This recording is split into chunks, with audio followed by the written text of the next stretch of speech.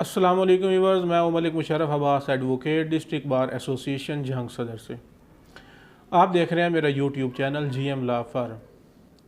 आज बात करते हैं कि हक़ शुफ़ा क्या है, कब और कैसे और कौन इसको इस्तेमाल कर सकता है, आज के दौर में इसकी कानूनी हैसियत क्या है। वीडियो शुरू करने से पहले मेरी तमाम दोस्तों से गुजारिश है कि मेरा YouTube channel GM law firm subscribe करें, लाइक करें और शेयर करें। वीडियो पसंद आए तो कमेंट सेक्शन में अपनी राय का इज़हार करें। हम देहातों में रहने वाले ज़मींदार लोग बखूबी वाकिफ़ हैं हक़ शुफ़ा से।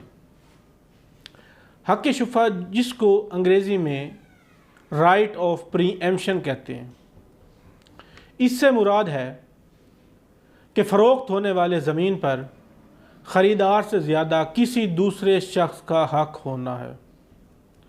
और वो दूसरा शख्स कौन होगा जिसका हक़ ख़रीदार से ज़्यादा होगा?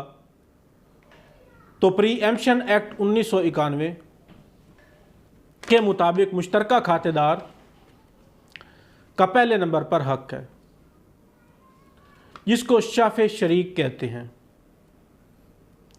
फिर जिसकी दीवार या ज़मीन फ़रोख्त होने वाले ज़मीन से मुत्तसिल हो, उसका हक़ है, जिसको शाफ़े जार कहते हैं। और तीसरे नंबर पर उसका हक़ है जिसका गुज़रने का रास्ता हो या पानी का रास्ता हो फ़रोख्त होने वाली ज़मीन की तरफ से, जिसको शाफ़े खलीद कहते हैं। ये हक़ ऊपर बयान मैंने अभी कर दिया है।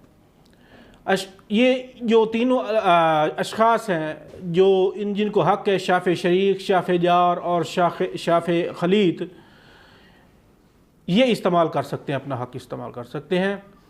जैसे ही इनको मालूम हो कि ज़मीन या प्लाट फ़रोख्त हो चुका है, तो वो शख्स दो गवाहों के सामने ज़मीन ख़रीदने का इरादा ज़ाहिर करेगा। फिर लीगल नोटिस ख़रीदार को भेजेगा और उसको बताएगा कि इस ज़मीन पर मेरा हक़ है।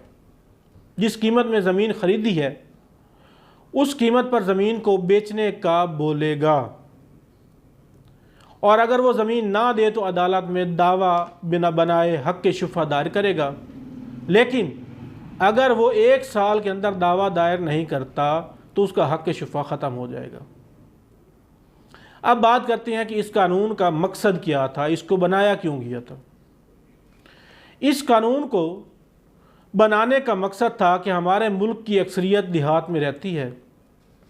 देहाती इलाकों में एक ख़ानदान, ख़ास बिरादरी के लोग एक साथ बैठे होते हैं। इसलिए इस कानून का मकसद था कि ऐसी जगहों में किसी अजनबी शख्स को आने से रोकना।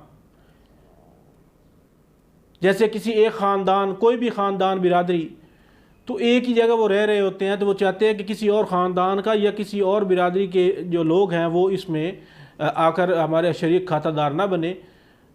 और इस कानून का मकसद ये था।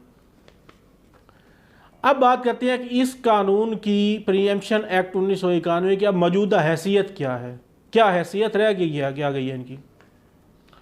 तो आला अदलिया के मुतअद्दिद फ़ैसलों की वजह से, जैसे कि PLD 2017-359 के मुताबिक अब ये कानून शहरी इलाकों, कमर्शल और सकनी जगहों पर नाफिजुल अमल नहीं है। अब सिर्फ इस कानून का दायरा कार ज़रई ज़मीनों की हद तक महदूद होकर रह गया है। अब बात करते हैं कि किन ज़मीनों पर यह कानून नाफिजुल अमल नहीं है। कौन कौन सी ऐसी ज़मीनें हैं जिन पर यह बिल्कुल हक़ शुफ़ा का दावा दायर हो ही नहीं सकता। तो उसमें आके विरासती ज़मीन हो, या हिबा के ज़रिए ज़मीन मिले, या फिर उसके बाद वक्फ ज़मीन पर जो वक्फ़ की गई होती है उस ज़मीन पर शोहर अपनी बीवी को हक़ महर के बदले में दे। इन तमाम जगहों पर, इन तमाम ज़मीनों पर, चाहे वो सकनी हो या ज़रई हो, इन पर हक़ शुफ़ा का दावा नहीं हो सकता। उम्मीद करता हूँ कि आज की मेरी ये वीडियो आप दोस्तों को पसंद आई होगी। वस्सलाम।